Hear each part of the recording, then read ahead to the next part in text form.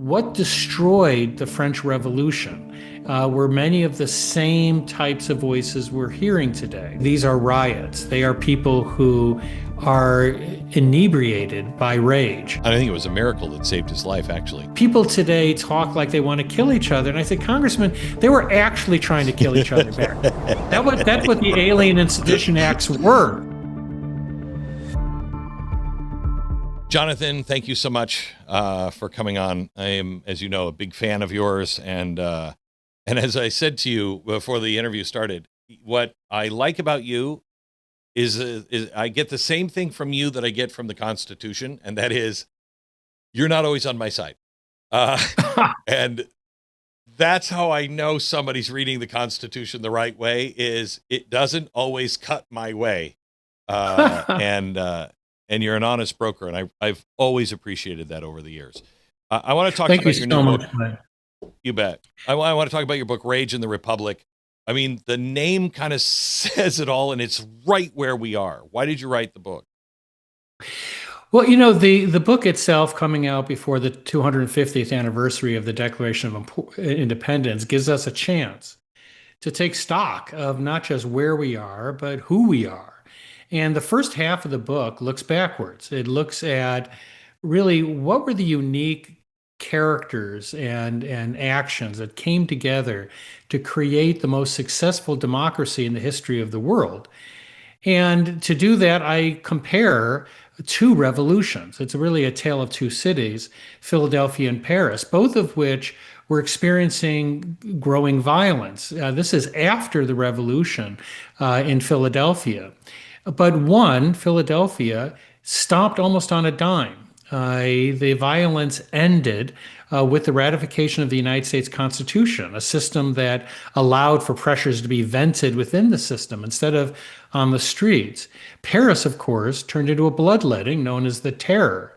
And so I explored that by looking at a common denominator in the form of Thomas Paine, who was one of two of our great leaders of the early republic that was involved in both revolutions, the other one being Lafayette. What really comes out of this, as you, I think, really poignantly noted, Glenn, is that we've been here before, that the rage we're seeing, many of the voices we're hearing, we have seen and heard before. And it is it's sort of a cautionary tale of what destroyed the French Revolution, were many of the same types of voices we're hearing today. The second half of the book looks forward and asks, can that unique American republic survive in the 21st century? And it looks at everything from robotics to AI to global governance, like systems like the EU. And I believe that we can. But the key here is, yeah. Go ahead. Give the key, and then we're going to come back. I want to start at the beginning first, and then we'll get to the second half. But go ahead. The key is? Well, the key is for us to remember who we are in this moment. It is a lot of effort to sort of discard the U.S. Constitution and the values that brought us here. Those values are going to be the very thing that will allow us to survive this century. So let's go back to Thomas Paine and the difference between the American-French Revolution. It's interesting to me. He was involved in both of them. Washington seemed to get it. I believe Hamilton was the other one that understood this is not the American Revolution. Jefferson didn't. Jefferson thought, that it was very similar to the American Revolution. What was it that Washington saw that Thomas Paine did not see? Well, Paine is, without question, one of the most fascinating historical figures I have ever researched. He is just extraordinary. Keep in mind that when he landed in Philadelphia 2 years before the Declaration of Independence, he had to be carried off the ship. He was a wreck. He had failed in everything he had put his hand to, marriages, employment. He had been fired from every job he held. And he sort of washed up on these shores. There was only one person who saw something in that wreckage, and he was Benjamin Franklin. And Franklin met Thomas Paine when he was penniless and totally out of the running of anything. And it was Benjamin Franklin that sent him to this country. 2 years later, he would be called the penman of the revolution. But where the book criticizes Paine is that he was a believer in pure democratic action. The sort of Rousseau view that the general will produce good things. The framers Yeah. didn't believe that. They believed that the greatest threat to democracies was mobocracy, was the what was one framer called democratic despotism. That's why Madison created a constitution that protected against tyranny of the majority with checks and balances and shared powers. Paine didn't sign on to all of that. And when he went to France, he did not argue for those what were called precautionary measures, and it damn near killed him. He came within a Yeah. very short period of being guillotined. Yeah. I think it was a miracle that saved his life, actually. Correct. So tell me um, uh, tell me right now, you are looking at a country where you hear all the time, democracy, democracy, democracy. And that should be cautionary to anybody who hears that. If you're preaching for a democracy, that is not what we are for a reason. And people don't believe, they believe majority rules. They believe that's important. They want to get rid of the electoral college and everything else. Explain the dangers of majority rules. Yeah, that's exactly right, Glenn. And there's a chapter in the book called The New Jacobins. And it is a chapter that looks at this growing movement to strip away powers of the Supreme Court, pack the Supreme Court, dump the Constitution. You have leading legal figures who are saying that the U.S. Constitution has to go on the 250th anniversary of our independence. This is the most successful and Madness. stable democracy in the history of the world. And you've got law professors Yeah. telling people the Constitution is our problem. And what they are really restating is what we heard in the French Revolution, this belief that we just need to strip away those barriers to democratic action. That historically has proven a disaster time and time again. The irony that I point out in the book is that when you look at these past systems like the French Revolution, they tend to produce a single tyrant. So at the end, what they do is they melt down, and then the people embrace a tyrant like Napoleon. And that's the greatest irony. When people talk about the Athenian democracy collapsed. And the framers didn't want the Athenian democracy because they saw it as a mobocracy.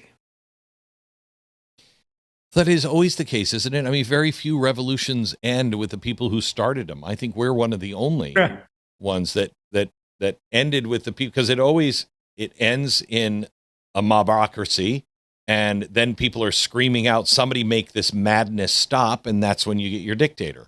I mean, isn't Yeah, that the and way it always happens? it does. And Paine came to understand that. I always think I'm a big film noir buff. And I remember there's a great line in a film noir movie where Fred Murray turns to the femme fatale and says, "I love you so much. I only wish I liked you." And that's sort of what happens with a lot of people with Paine. He died without any friends. He alienated everyone. He started fights. But the great genius of Paine is Paine knew what it took to win a revolution. Yeah. Madison knew what it took to create a republic. And in many ways, those two figures shaped our destiny. Paine understood in the end what Madison was talking about. When he was sitting in the Luxembourg prison waiting to be guillotined, he understood that he advocated a unilateral system. I'm sorry, a unicameral system. He didn't like two houses. He wanted the masses to have this enhanced voice. He came to abandon that, and he came to understand that you have to control democracies if they are going to flourish. And ultimately, he was saved literally by a swinging door. because he was in with a group of Belgians and he was dying. He was very sick. And they convinced the jailer to open the door. Well, when they opened the door, you couldn't see a mark of 4 on the door. That was a mark placed that all 4 of them were to be executed that night. So he was saved literally by a swinging door. Otherwise, he would have joined his other friends who were guillotined in the French Revolution. I love that story. One of the reasons why he had no friends in the end is because I think he was gravely misunderstood on Age of Reason. He's trying to make a case to the French that don't believe in God, in fact, relate to God right directly to the king and government, and they're not seeing any of it. We have a letter, and I'll have to share it with you sometime. I have a letter in Thomas Paine's own handwriting where he is writing back saying to the founders, "What are you doing to me? I'm trying to make this case. I'm not talking about, America. I clearly saw the miracles. I mean, he is misunderstood as this grand atheist, and he's really not. Doesn't believe in God the way necessarily I believe in God, but he is not an atheist at all." No, he's not. And what's also interesting about Paine is that he was the ultimate contrarian, and he was also incredibly principled. He was so unpopular. He has the distinction of being tried and convicted in 3 countries, and actually being accused of sedition in 3 countries. When he came to the United States, taxi drivers wouldn't even pick him up because he was despised so much. Benjamin Franklin's daughter, as I talk about in the book, was one of his friends. And she said it would have been better if he died after he wrote Common Sense. That was one of his friends. So it's an amazing story about this guy who always had a sense of his North Star, but he also had a sense of when he was wrong. And that's different from a lot of people. But Paine was never someone they wanted to embrace. They liked Thomas Jefferson. He's tall, handsome, erudite, slave owner. Paine was against slavery. They didn't Right. like Paine, who was a hard drinking guy, penniless, who just started fights in every pub he went into.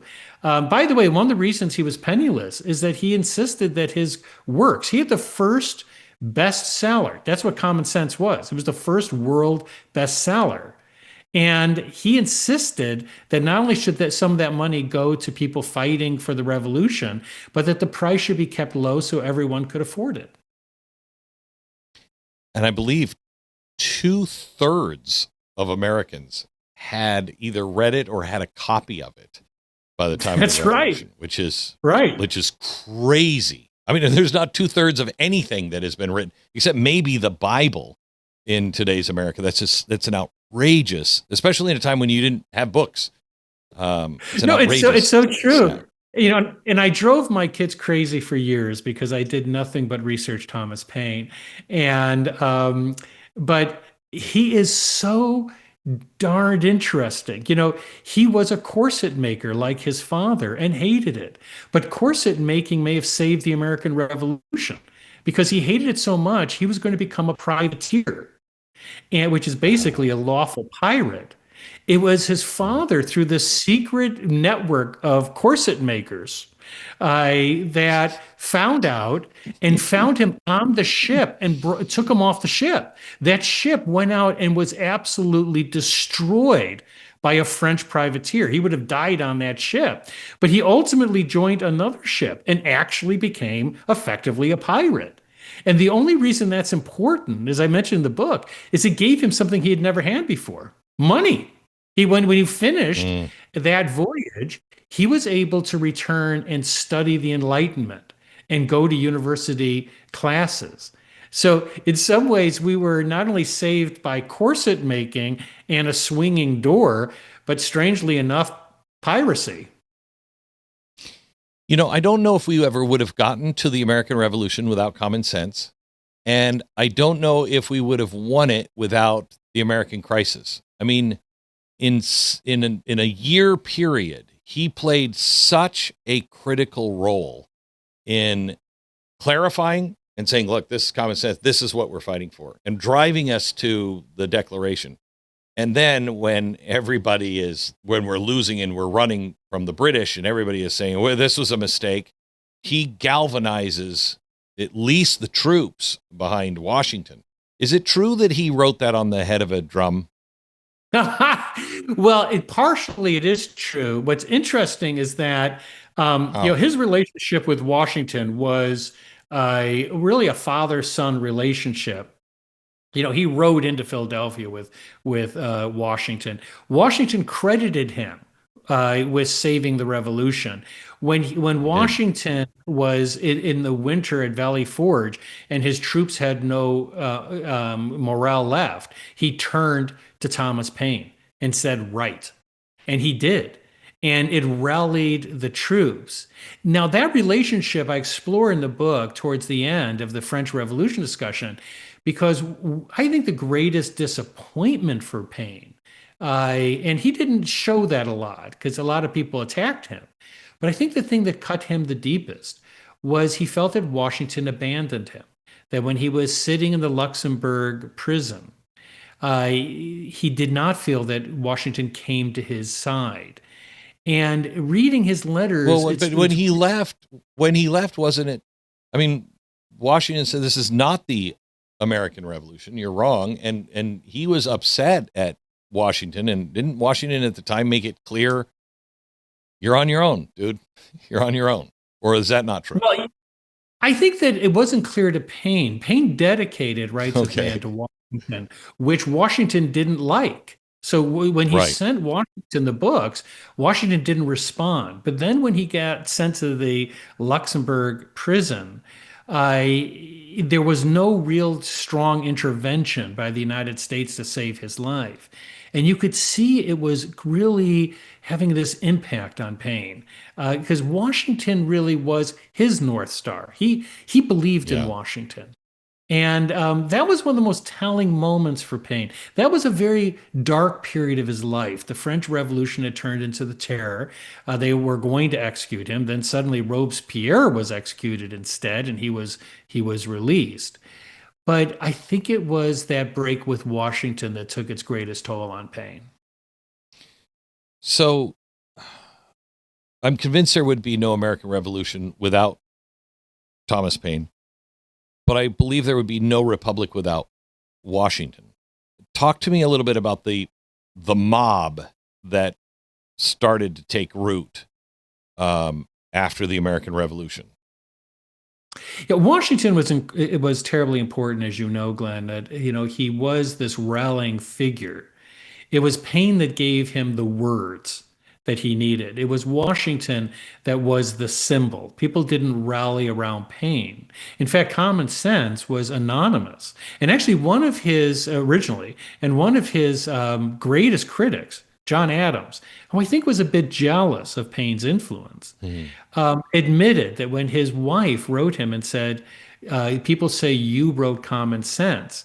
And at this time, Paine was not really that well known. And John Adams said, I could never have written that. I think I know who wrote it. It's a guy by the name of Thomas Paine. And he wrote to a friend and said, I met him, and this is a quote, and he had genius in his eyes. And that's the same thing that Franklin saw, and I think the same thing that Washington saw. So Washington and Madison together helped temper this republic and to create the things that limit the passions of democracy, force compromise. That's what people today resist the most, right? They want to just pack the Supreme Court with a liberal majority. They want to reduce the influence of the Senate, to try to force compromise. All of those things were the rallying cries of the French Revolution. All of those things were what Washington and Madison rejected. And in some ways, I think Paine was the voice of righteous rage in our revolution, and Madison was the voice of pious reason. And Washington preferred Madison after the revolution. As I say in the book, there's nothing more inconvenient than a revolutionary after a revolution. And that's what Paine found in two countries.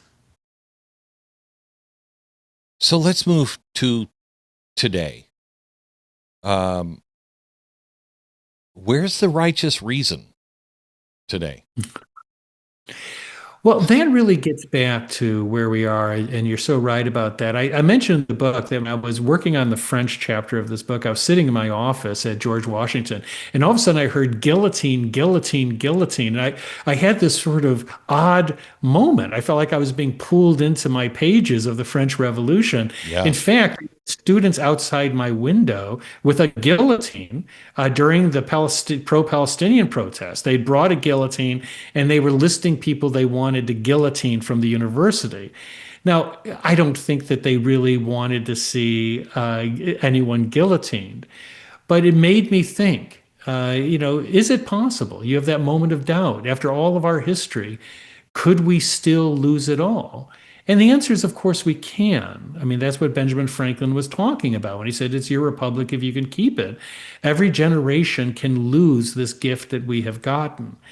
And what worries me is how the establishment have become the new Jacobins. Remember, the Jacobins of the French Revolution were establishment figures. They were journalists, lawyers, aristocrats, much like people today. You've got Erwin Chemerinsky, Dean of Berkeley, saying the Constitution basically has to be trashed.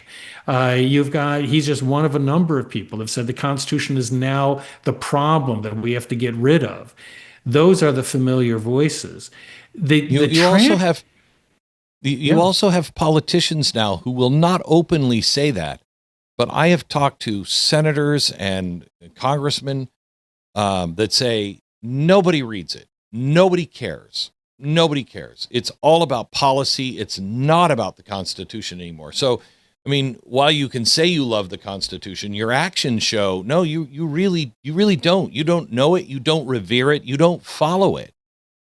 So it's almost it's just a step down from somebody openly saying get rid of it. No, you're right. And that is the thing about rage, is that it gives you a license to do and say things you wouldn't otherwise do. It's addictive and it's contagious. But what people won't admit is that they like it. When you look at the streets of Minneapolis and other cities, those people like it. And it spreads. That's what happens in these revolutions where people are saying, let's get rid of these precautions. Let's have direct democratic rule. That's what we're really talking about here. The irony, as I point out in my book, is that the Raging Republic really shows over and over again that today's revolutionaries become tomorrow's reactionaries. All of the so-called mountain, as they were called in the French Revolution, Robespierre, Marat, all of them, they were all guillotined. They were all killed in the end. And so it's why I quote at the beginning of the book one of the few Frenchmen to survive from the revolution. And he observed that revolutions like Saturn devour their children. And Paine himself made reference to that expression, and it has proven itself over and over again that revolution unleashes not just the best, but the worst of us. And if you don't have a system that can take those pressures, it consumes you with the rest of the world around you. Now, that's going to be very important because the book goes into what we're looking at in the 21st century, which is unprecedented. With AI and robotics, we are looking at massive unemployment numbers. Even the most conservative estimates are looking at a huge population of citizens that may have to be subsidized by the government. In the book, there's a lot of research on that. What's different about Raging the Republic is I look at what does that mean about being a citizen? What does that mean if a large part of our population is supported entirely by the government? How does that change your relationship to the government? How do we make this republic work if we are essentially a kept citizenry? And I explore that and suggest ways that we can avoid it. But the only way we will survive this is if we return to the principles that created us, including what I call a liberty-enhancing economy, which is capitalism. People forget that Wealth of Nations by Adam Smith came out the same year as the Declaration of Independence, and it did not go over well back in Great Britain. Its success was in the United States. The framers immediately saw capitalism as the key economic theory to coexist with their political theory. They realize But that unless people are economically free, they can never be politically free. but they also, I think, had read the first book on moral sentiments. Mhm. And that is the part that we completely leave out of the conversation. If you don't have moral sentiments, the invisible hand of the market will give you everything you want, and it will strangle you to death. And you know, we thought, because I don't think we've had capitalism, real true capitalism, for a very long time. But what we are in now, I don't even know what to call it now. But you know, we have so, what people have a problem with capitalism, I think, is the fact that there's no understanding of moral sentiments, our responsibility. And that doesn't mean just capitalism. That means also freedom. As you said, it's a republic if you can keep it. That requires you to have moral sentiments. No, you're so right. This is why I love talking with you. You're the best read person I know in the media. And you're absolutely right that people forget that Adam Smith was really offering a theory of political economic rules, not just economic rules. It was an economic model. He tied it directly into his view of society. He did believe in morals. And in that sense, he broke from some people in what's called the Scottish Enlightenment, who sort of downplayed the role of faith and morals in their theories. Adam Smith did not. He believed wholeheartedly in those decisions, and people often misportray him, as you noted, because they say, "Oh, well, it's not for the love of the butcher, which is why we the system works. It is self-interest." But Adam Smith still believed that individuals still needed to make virtuous decisions. Yes. Yeah. I mean, real capitalism, I think, is the greatest charity of all time. You get to do what you believe. You pay the price for it if it fails. You get the winnings if you keep it. And if you're a good capitalist, you realize the only thing you have to do to win is figure out how to make people's lives better. I think or that's right. give them what they want. Yeah, give them what they want. And in an immoral society, then you get into all kinds of problems. But in a moral society, you get into it works really, really well. So let me go through a couple of things. We are looking at so many things where we don't agree on truth, on morals, on anything, on right and wrong. And if you don't agree with one side, you're evil. And that works on both sides. You're either evil on one side or you're a Nazi, according to the other side. How do we, the secret of America is unum, e pluribus unum. The one thing we agreed on was the Declaration and the Bill of Rights, that you have these rights and responsibilities, and that's what makes us free and prosperous. If we don't have that, what do we have? And how do we get back to that? Well, I do think that's what we need to be talking about. I just gave a speech in Prague where I may have irritated my audience and said that I have less faith that the EU will survive this century. The key here is, how can we preserve a republic with the pressures that are coming? And the book lays out a couple of critical components of that basically mean that we have to reaffirm and magnify some of the original values that created the American Republic. That includes keeping government as local as possible, avoiding these global governance systems like EU. It means trying to maintain what I call a liberty-enhancing economy, and we do that by trying to not subsidize just half half or more of the population, but to try to make wise decisions about what areas are likely to be homocentric and what are going to be robocentric, as I talk about in the book. And the book actually refers to certain jobs as what I call Guinan jobs, which are, it's actually named after the bartender on the Star Trek Enterprise. I used to always, as a kid, marvel the fact that Guinan, the bartender, was standing in front of a replicator that could make the perfect Romulan sunrise cocktail, and yet she made it. And so I call these Guinan jobs that for some reason they wanted Guinan to do it. Now there are lots of jobs like that where people are still prefer humans, but there are other jobs which will be wiped out by robotics. And we need to look at that. But what I'm afraid of is that the usual response in government is, let's just subsidize dying industries and, and penalize industries going to robotics. That's right. Yeah. And it's never going to work. You're just going to burn money. No. The key is to be smart about this. And we need to lead the world in that.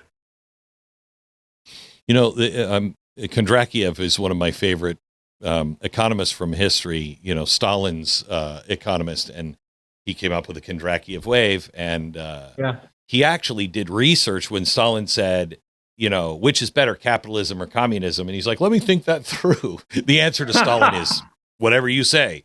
He was killed after, he came up with his wave. But his whole thing was capitalism it's seasonal, and it will burn itself out. It will go into winter, where communism and socialism and all this try to take the trees and force them into growth when they have to have sleep, and you have to burn out the dead stuff. And we are headed towards a deep, deep winter, and those things have to die. But, as you point out in the book, you're talking about such displacement of people. I have been, Jonathan, I've been talking about this for 30 years. I've been warning about AI. I'm a big fan of AI, also a big proponent of saying warning, because it's like everything. It is a double-edged sword. It will cut our throat, or it will cut the forest down in front of us so we can expand. But I don't, you get to this place to where if we're not careful, we will have a very few people making all of the money, controlling absolutely everything. And then we're kind of just sheep that have to be fed by the machine and by the elites. How do we avoid that? I talk about that in the book because I ask a question in the book that was asked by a Frenchman who went by the name of Farmer John. And he was a Frenchman who came to our shores and wrote a book that was itself a rage success in Europe. And it described what was happening in the United States. People were fascinated by these Americans. We were viewed as a type of new species. And he asked this poignant question. He said, what then is this American? It was an honest question because we were the hottest thing of the time.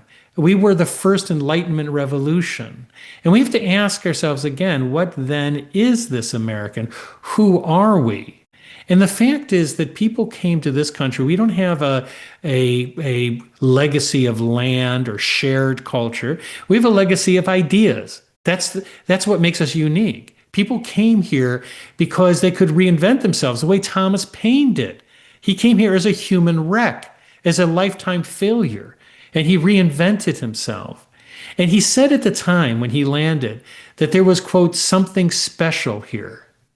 There is still something special here. It is who we are. And we need to make sure that people have this ability to go through self-exploration, to become the people they want to be. And as bad as jobs are, one of my grandfathers was a coal miner who got black lung in the mines, and my other grandfather was a cooper, made barrels. They didn't like their jobs. Certainly my coal mining grandfather didn't like getting black lung. But if you asked him who he was, he'd say, I'm a coal miner. We've always been defined by what we did, by how we were productive. Yes. And we can't go into this century with a huge percentage of our Amen. population of unproductive people who have no identity, because the only identity they will have then is the government that's supporting them. So how do they find identity? I mean, I see, because I think there's two. I am a big proponent of AI, and I warn at the same time. But I see it as a tool to allow me to do things that I have in here. I just don't have the staff of 400 to be able to keep up with what's in here. You know what I mean? It can do so much. And I have a staff check everything, because I know what it is. But it's a tool, and a great tool. But there's also a part of the population that is like, it'll do my job for me. And when you get to that, well, then you're going to be a slave to the technology or to the government or whatever. I mean, there are people that they want to punch in, punch out, and just live their life. Yeah, that's what I refer to in the Raging Republic as a kept citizenry. We can't have that. And we also cannot create an economy that's fake. Right? You can't have an arts and crafts citizenry that just has a bunch of people doing effectively arts and crafts, right? None of that is going to give them a sense of worth. So it means that we have to focus on those industries that we still want human beings to be part of, and then can be productive. They are there. I believe in capitalism. I believe that there will be those industries. As you suggest, Glenn, there's going to be a burn off, but then people will shift. We have to facilitate that by not artificially subsidizing some industries. We have to allow people to find ways to advance themselves. What we need to avoid is that if you have a small percentage of productive citizens, they're going to increasingly live separately, and they're going to demand more power over how money is spent. And you're going to have a calcified class structure that has never existed in this country. And that's what we have to avoid. But I think we can. But we won't if we follow the way of the new Jacobins, these leaders in this mob that is calling for us to trash the very thing that we will need to survive this century.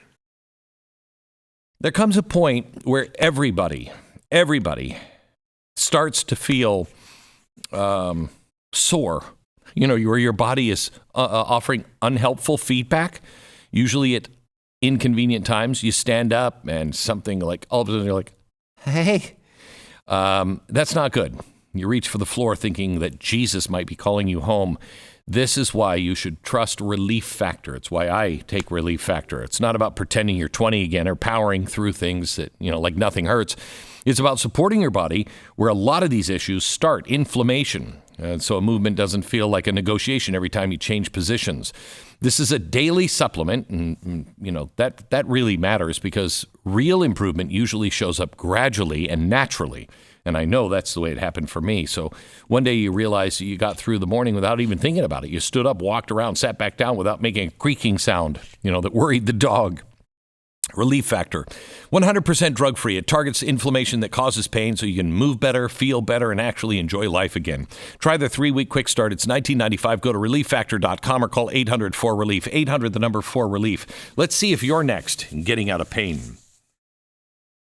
Let me go through a couple of things.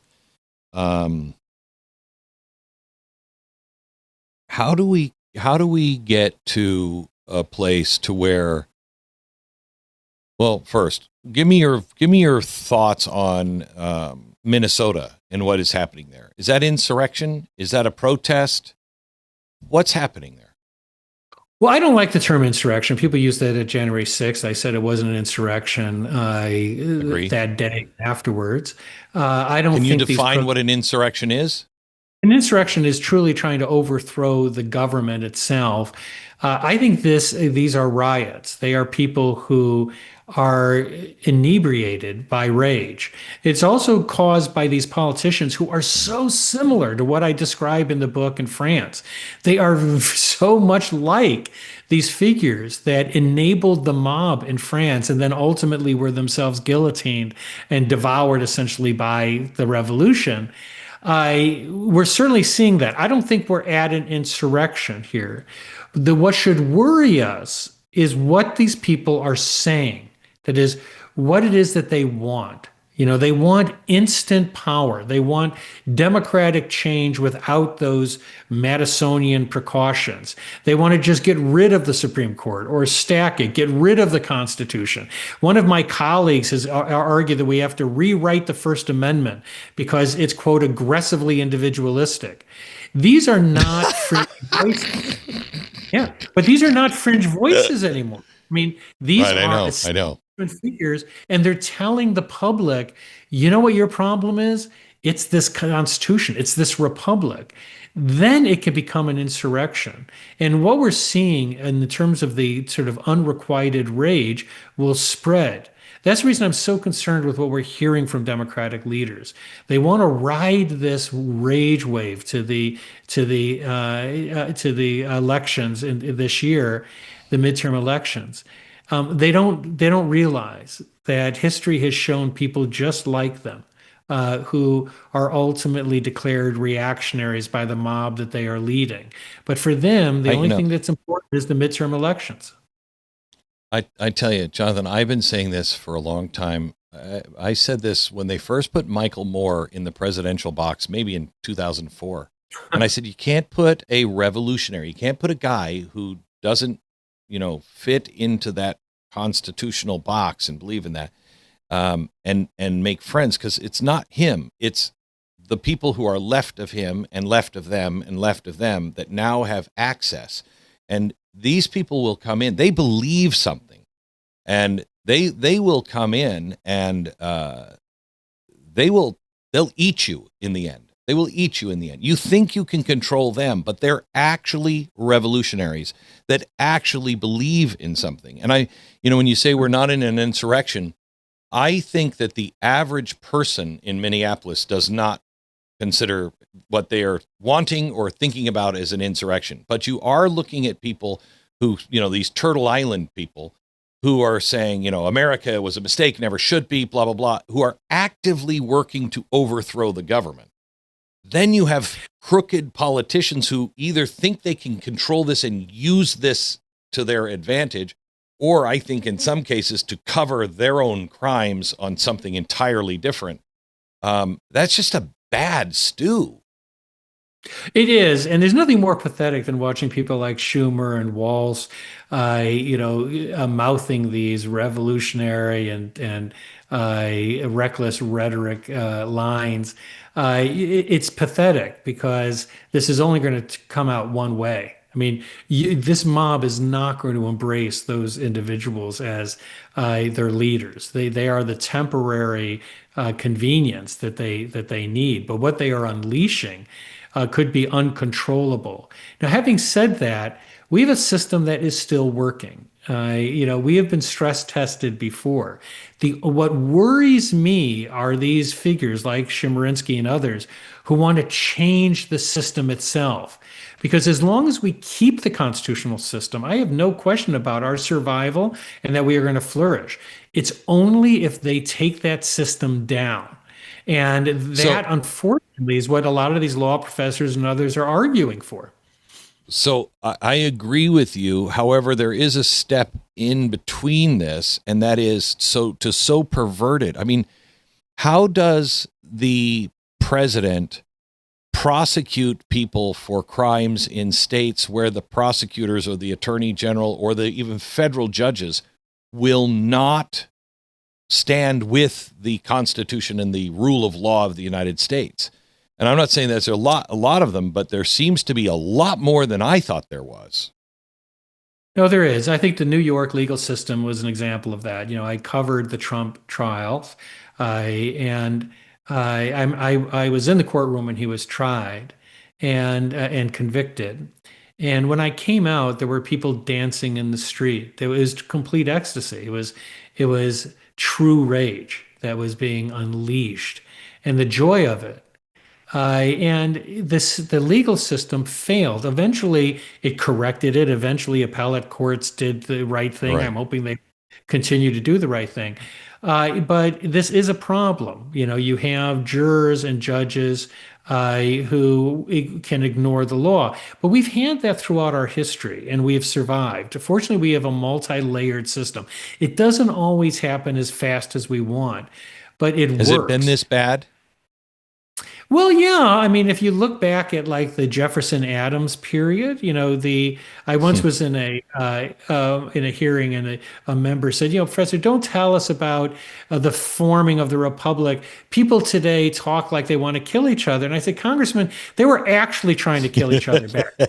That's what the Alien and Sedition Acts were. They Yeah. wanted to kill each other. So don't pretend that your problems are unique. There's this dangerous conceit from people on the left that we've never faced these problems. Of course we have. And you're the same voices that we've heard throughout our history. The key that we have to keep our focus on is, as long as we preserve this system, we can outlast these people, as we have in other ages of rage. That's why they are so insistent on trying to change the system. I had a debate with one Harvard professor who admitted that they want to change the Supreme Court because they can't make radical changes to the constitutional system if the Supreme Court is still around. He said that openly. So this is a concerted, knowing effort to try to get rid of the Supreme Court, and then to push through these radical agendas to change our system. And the scary thing is I think they'll do it. I think they'll actually do it if they're given the chance. So let me ask you this about changing the system. They're talking about the zombie filibuster, getting rid of the zombie filibuster. And getting rid of anything related to the filibuster scares the heck out of me. But from what I understand, the zombie filibuster puts it back closer to the way it's supposed to be, where you actually have to stand up and make your case. I mean, if my understanding, filibuster was to slow everything in government in our Constitution is just meant to slow the process down so you don't do anything hasty and you give people time to think. And that's what the filibuster was supposed to do. But now you just filibuster and then it's over, and it needs a 60 vote to bring it to the floor. Getting rid of the zombie filibuster, good idea or bad idea? Well, I'm not too sure it was so essential to have Strom Thurmond with bacon in his pockets trying to talk for days on end. Certainly made for good theater, made for a great movie with Mr. Smith Goes to Washington. I think the Right. key here, what I talk about in The Rage of the Republic, is that we have to look at preserving these minority protections in our constitutional system. Everything from the filibuster to the Electoral College, ways of guaranteeing that we have, for example, a federalism system where states have real power to go their own way. All of those are bulwarks against tyranny of the majority. And it's why many of these people on the left want to eliminate that. You have law professors that said, even without, I talk about this in the book, you've a couple of Yale and Harvard law professors that have argued that they could change the Senate without a constitutional amendment so that you can give more representation to more populous states. I have no idea how they think that comports with the Constitution, but it won't matter. If you can pack the Supreme Court successfully, those things become less important as to whether you can make the case as opposed to make the court. Yeah. Alan Dershowitz told me if they pack the Supreme Court, that's the end. That's the end. Mm-hmm. Let me just ask you a couple quick questions here. I held my tongue on Pam Bondi for a year, and I've seen her do what I think are stupid things, and I've also seen seemingly none of the big guys go to jail. Nobody seems to be paying a price, and that's one of the things that has to be fixed or clarified. If you don't have a case to put somebody in jail, then explain it and move on. There are some people who just want people to go to jail. I don't. I want people tried. I want it fair. And if they're guilty, put them in jail. And it doesn't matter if they're at the lowest ladder or the highest ladder. But right now, America is starting to think that there are two systems of justice. And it was this idea that maybe it's if you're on the left, you get away with it, and you're on the right, you get hammered. I don't think so. I think it might be power. And Pam has not been putting cases together, or I want to be really fair. This is my question. What am I missing? You know, I worry that maybe because I just started coming out and saying, you know, you either crap or get off the pot. You know, what is happening? Give us some, you know, updates here. And I'm not a prosecutor. I don't know anything about all of this, and I'm afraid that I'm missing something that would slow this process down to almost a snail's pace. But I also believe we're running out of time. If you don't start prosecuting people that did do things that were wrong, nobody's ever going to pay a price. And then we have just this out of control government just going on both sides. Well, it is a legitimate concern. I've been critical of some aspects of Attorney General Bondi, and I've been complimentary of others. Although that's certainly been the case of every Attorney General in my lifetime, every president in my lifetime. Yeah. But right.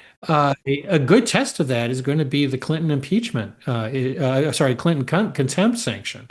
You know, the Clintons did an extraordinary thing by telling the House Oversight Committee to pound sand. They had a legitimate subpoena, lawfully issued, on a bipartisan vote, and they just said, we don't feel like it. It is the most open and clear case of contempt I have seen in my lifetime. Now, I think the Clintons are counting on the fact that they might be able to play this out until after the Trump administration. If there's a Democratic president, they'll scuttle this effort. But what if they don't? You know, it does take a long time to put cases together. What if the next president is named Vance? The fact is, I don't see any cognizable defense here. One of the things I've been writing about is this is the first time where there's not even a suggestion of a defense. It's just basically, we're the Clintons and we don't feel like showing up. So this would be the world's fastest trial. Now, this goes to your point, Glenn, that they may be counting on the fact that they would be tried in Washington, D.C. And it's pretty hard to imagine a jury pool in Washington without at least one person who wouldn't convict the Clintons if they had a video of them committing heinous crimes. But they can't count on that. And this is going to be a real test to our system. Democrats voted to hold them in contempt. That's another difference here. So you not only have a bipartisan vote for the subpoenas, you have a bipartisan vote to hold them in contempt. And the Department of Justice needs to move with the speed of the Biden administration. They went to 0 to 60 on Bannon and other figures. Right. We'll see if they can do it here. How is SCOTUS going to rule on tariffs? And if they rule against the president, what does that mean? Well, you know, I've always said the odds are against the president on IEPA. But I have to tell you, after the oral argument, I said, you know, it's not as clear as people suggest. The justices did, I would say a majority, have serious questions about the president's interpretation. But if you look closely, they had different reasons. And so how that cycles out in the final vote is something we'll have to see. But if they do wait. Because if you wouldn't say I have a reason different than yours, but I'm going to vote the same way as you, or what does that mean? Well, because we've seen justices who disagree with an interpretation of the majority, but still wrote a concurrence with the majority. And they can choose whether it's a concurrence or a dissent. So is it possible you could have a divided court, maybe a plurality that preserves the tariffs? Yeah, they could fracture on the rationale, and you could have some that say that they will concur with upholding the tariffs. All of that is possible. But if the administration loses, there are a myriad of other tariff provisions that they can rely on. So the tariffs are not going to immediately go away. Also, even if the court rules against the administration, it could make any relief prospective, so that they don't have to return the money. So there's a lot of elements here that we really don't know, and that's why we're all waiting to see that opinion get handed down. Your guess? You know, I would always guess that because IEPA is silent, that they lose it. I thought that Solicitor General Sauer did one of the best jobs I've seen in front of the Supreme Court. And man, he made some great arguments. And his main argument is, look, IEPA is based on a prior statute with the same language, and you said under that statute a president has tariff authorities. I thought that was a real haymaker of a point. And we'll Mm. have to see if the justices, when they drill down on this, go, well, yeah, that is a bit of a problem, isn't it? So you're talking about AI, and you talk about it in the book, and you also talk about local. Make sure everything is as local as possible. Our AI policy now is that states really don't have much to say about anything because they don't want to slow down the process. I think this is extraordinarily dangerous. I mean, I don't care what it is. The people have a right to say, no, I don't want to do it that way. And it's, in every state. How do you feel, and will it stand if that's what we actually end up with? That no, the federal government has control of this, and they're going to make all of the rules, and no state has anything to say about it. I talk about this in Rage in the Republic and saying that I don't think we're going to get this cat to walk backwards. AI is now integrated so thoroughly in various industries. I do not think that any given state is going to be able to seriously curtail it, or even a government can curtail it. I don't think the EU could curtail it if they wanted to, which they don't. So AI is here, and it's going to continue to grow. What we can do is to reinforce its protections. For example, I talk about in the book how AI has been accused, for example, of inducing suicides or enabling suicides with teens. And these are shocking cases where AI is advising teens how to hide marks of prior suicidal attempts. Yes. The argument of these companies is, well, look, it's not like we did it, that's AI. Look, you replaced employees with AI. That's why these teenagers are talking to AI, is because there used to be a human there. If you do that, I think you should treat the AI like an employee, and you are liable for it. In my view, they can sue under tort, which I teach. Those are the types of precautions that we can have. The same thing is with defamation. In Raging Republic, I talk about the fact that ChatGPT defamed me in a bizarre situation that the Washington Post and New York Times got involved in, because ChatGPT said that I had sexually assaulted students on a trip to Alaska while teaching at Georgetown. Wow. Now, every aspect of that was hallucinated. I've never taught at Georgetown. We don't take students on field trips. I've never taken a student on a field trip. I've never been accused of sexual harassment or assault. And I think that the Washington Post was a bit disappointed when they found out it was untrue. But then they then sort of begrudgingly said, we're sort of interested because this is the only pure hallucination we've ever encountered, because we can't find any basis for hallucination. There's not even an article that would cause hallucination. Now, the fact is, I regret now that I didn't sue. I've never sued for defamation, but I almost regret now that I didn't, because the solution of ChatGPT was to ghost me. So if you go on and ask ChatGPT about Jonathan Turley for years, and I think it is still the case, but it might have loosened up a little recently. But for years, I didn't exist. They just basically ghosted me. And I write in the book, this sort of captures the inherent dangers of AI in these companies, that if you raise defamation, they then eliminate your existence so that you disappear. And there's no right to be recognized, so they can get away with it. That is a heck of a lot of power. And it's largely unchecked. And we do have to look at things like that. How far are we away from somebody, because people are already marrying their avatar, their, ChatGPT avatar. And you can see people, it's coming, where they will say, this is my husband, this is my spouse, this is my best friend. You don't have a right to terminate him in the next upgrade. You don't have a right, etc. And as ChatGPT and AI becomes ASI or AGI, you're going to reach a moment where it's going to claim, or people will claim, that it should have rights, should have human rights. Yeah, I don't think. Go ahead. Yeah, not in the short term. I don't think in the short term we're going to see that. The question that you're raising is a good one, is to the degree to which AI and robotics are combined and you have greater sense of interaction, it can give the illusion of sentience. And sentience has always been the key issue as to whether you have rights. The reason that human beings are treated differently from other animals is because of sentience, the awareness of who you are, consciousness.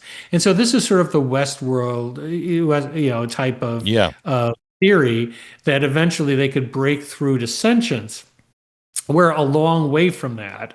I think that what we have to focus on immediately is what AI is going to do to us as opposed to what we're going to do to AI, and prepare ourselves for the elimination of whole job categories. There's not going to be taxi drivers. There's not going to be bus drivers. There's not going to be many radiologists. All of that is going to go the way of the buggy whip. Right. And when I talk about AI and Rage of the Republic, I mentioned the wonderful first work of Vonnegut, Kurt Vonnegut, and called Player Piano. And he describes the scene of this carpenter looking at this vast factory of lathes, and each lathe is reproducing or exactly replicating his actions. And he was told what an honor it would be that he would be immortalized. But of course, he and the rest of his colleagues were then fired, and they just watched these machines do what they did. The player piano problem is a serious one, that we become player pianos. That robots and AI mimic what we do, and then we are not necessary. And so we have to have that debate. We got to talk about it. But what Rage in the Republic suggests is that we have to talk about it not just in terms of the economic impact. We have to start to talk about it on its democratic impact of how that's going to change our relationship with the government. Jonathan, it is always great to talk to you. I wish we could talk more. You're fascinating. Thank you so much. Your book is great. Rage in the Republic. It's available everywhere. Thank you so much, Jonathan. Thank you, Glenn. Good to be with you.